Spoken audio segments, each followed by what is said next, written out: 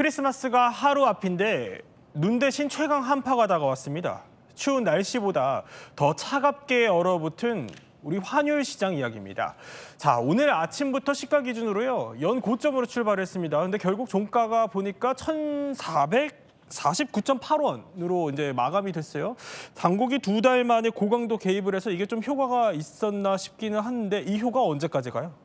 언제까지 갈지는 조금 더 지켜봐야 될 것 같습니다. 그런데 오늘 시장에 던진 메시지는 어쨌든 정부가 환율을 잡기 위해서, 그러니까 원화 약세 상황을 용인하지 않기 위해 세제를 개편할 정도로 우리가 뭔가 이 원화 약세에 대해서 대응하겠다라는 의지를 비춰졌다라고 볼 수 있습니다. 네. 지금 보시는 게 오늘 서울 외환시장이 열리자마자 각각 기재부와 한은에서 이 외환을 담당하고 있는 국장들이 나와서 원화의 과도한 약세는 바람직하지 않다. 최근의 조치는 정부의 강력한 의지와 능력을 보여주기 위한 상황 정비다라고 말했습니다. 2달 전에도 구두 개입에 나섰었는데요. 당시에는 우리가 시장을 면밀히 들여다보고 있다 수준이었습니다. 네. 그런데 이번에는 훨씬 강도가 세졌죠. 원화 약세가 바람직하지 않다라고 해서 아예 방향성을 설정한 거고요.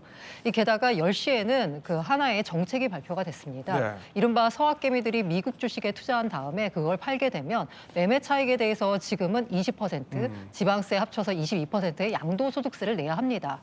그런데 그 양도소득세를 국내 주식에 투자할 경우, 그러니까 외국 주식을 판 돈을 들고 와서 네. 원화로 환전한 뒤에 국내 주식에 투자할 경우에는 이 양도소득세를 한시적으로 면제해주겠다라는 방침까지 내놨습니다. 이러다 보니까요, 시장이 정부가 고환율을 용인할 의지가 없구나, 환율을 약세로 돌리겠구나라는 네네. 정부의 의지가 작용한 탓에 처음으로 1,450원 밑에서 마감하는 30원 넘게 급락하는 일이 오늘 시장에서 벌어졌습니다. 그렇군요. 자, 이렇게 구두 개입에 갖가지 대책들이 나오다 보니까 일단은 떨어진 겁니다. 자, 그런데요. 오늘 환율 시장 시작가를 보면은요. 1,484원입니다. 이게 시가 기준으로는 연 최고점이고요.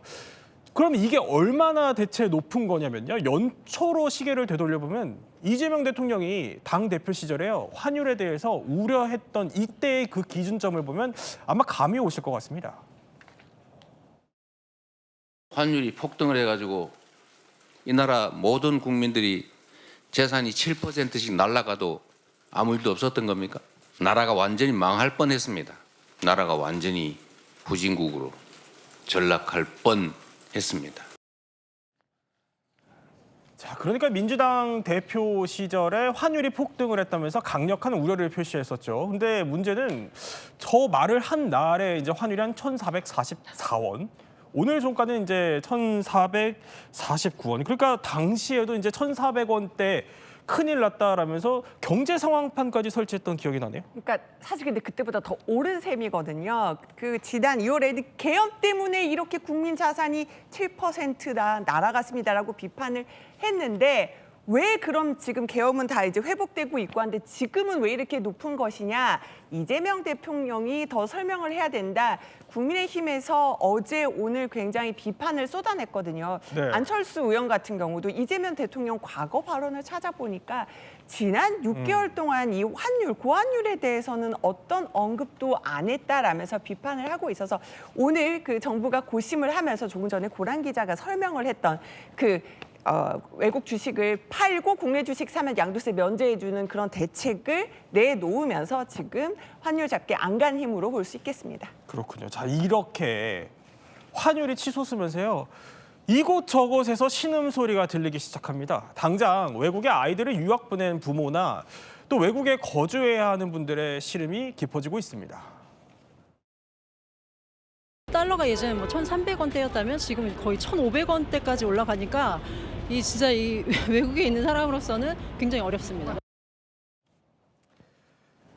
그러니까 소위 기러기 부모님들이 난리도 아닐 것 같습니다. 옛날 금융위기 시절이 생각이 나기도 할 정도인데, 자, 어느 정도냐면 제가 오늘 환전을 좀 해보려고요. 직접 돈 100만 원을 넣어봤습니다.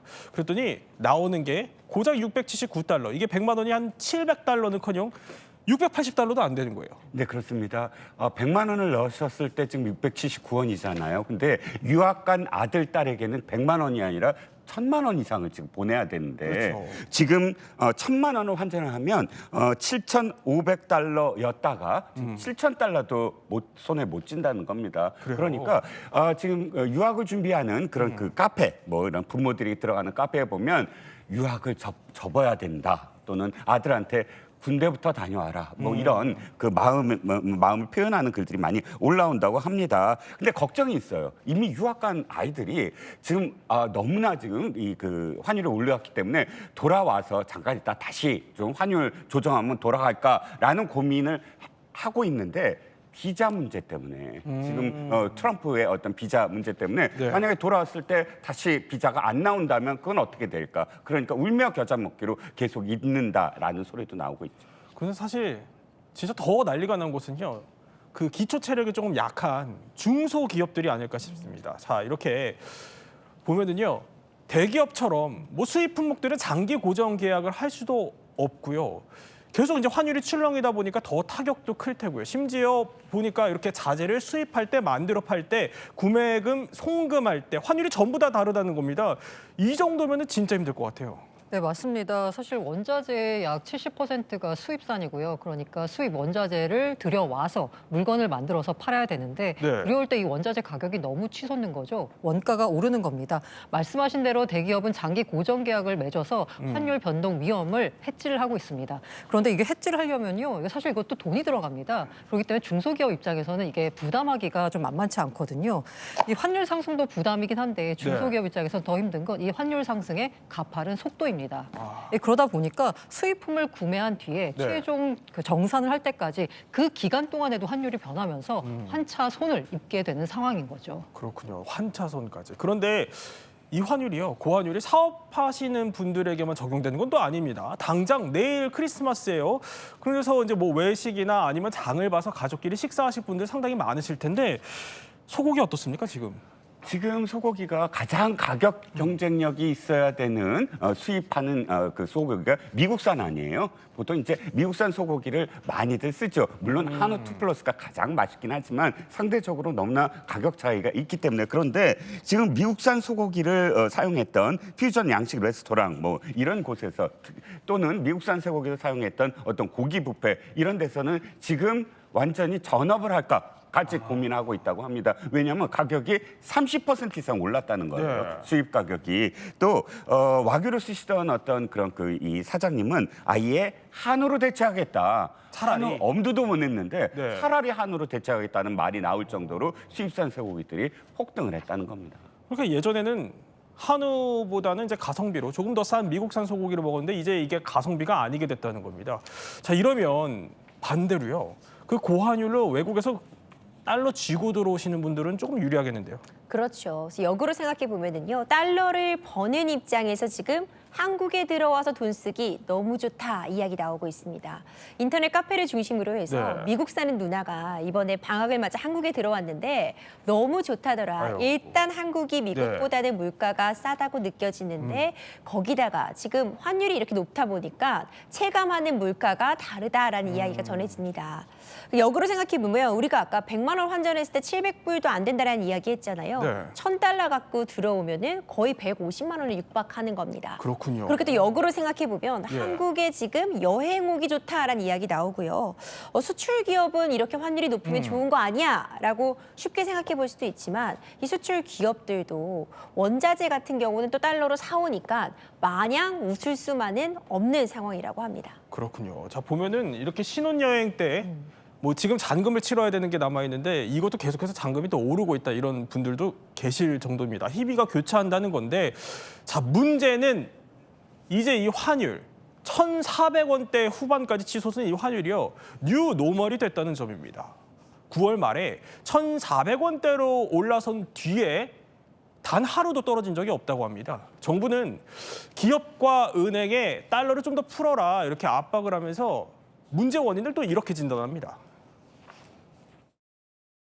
달러를 보유하는 분들이 이걸 내놓지 않고 있기 때문에 그런 분들이 어떻게나 또 하여튼 시장에 좀 내놓을 수 있는 유인책이 없는지까지 다양하게. 예, 알겠습니다. 최근에는 좀 도드라져 보이는데 기업들 해외 이익을 국내로 좀 적정하게 환류하는 부분. 제가 젊은 분들이 하도 해외 투자를 많이 해서 물어봤더니 답이 쿨하잖아요. 이게 무슨 유행처럼 막 커지는 게 지금 그래서 그런 면에서 걱정이 됩니다. 자, 이 뭐 진단이 제대로 돼야지 답이 제대로 나올 텐데 진짜 해외 주식 투자자 이른바 서학개미 이거 주범 맞습니까? 주범이라고 표현하기보다는 이유 중에 하나다라고 보는 게 맞을 것 같습니다. 컵에 물이 지금 찰랑찰랑 넘칠랑 말랑하고 있거든요. 그런데 거기에다가 한 스푼 물을 넣었어요. 그래서 뭐 컵에 물이 넘치게 됐습니다. 그러면 컵에 물이 넘치게 된 이유가 아까 맨 마지막으로 본 한 스푼 때문일까요? 아닙니다. 이미 목전까지 차 있었던 그 물이 더 중요한 이유가 되겠죠. 서학개미들의 투자는 어떻게 보자면 마지막으로 넣는 그 한 스푼이었다라는 생각이 들고 있고요.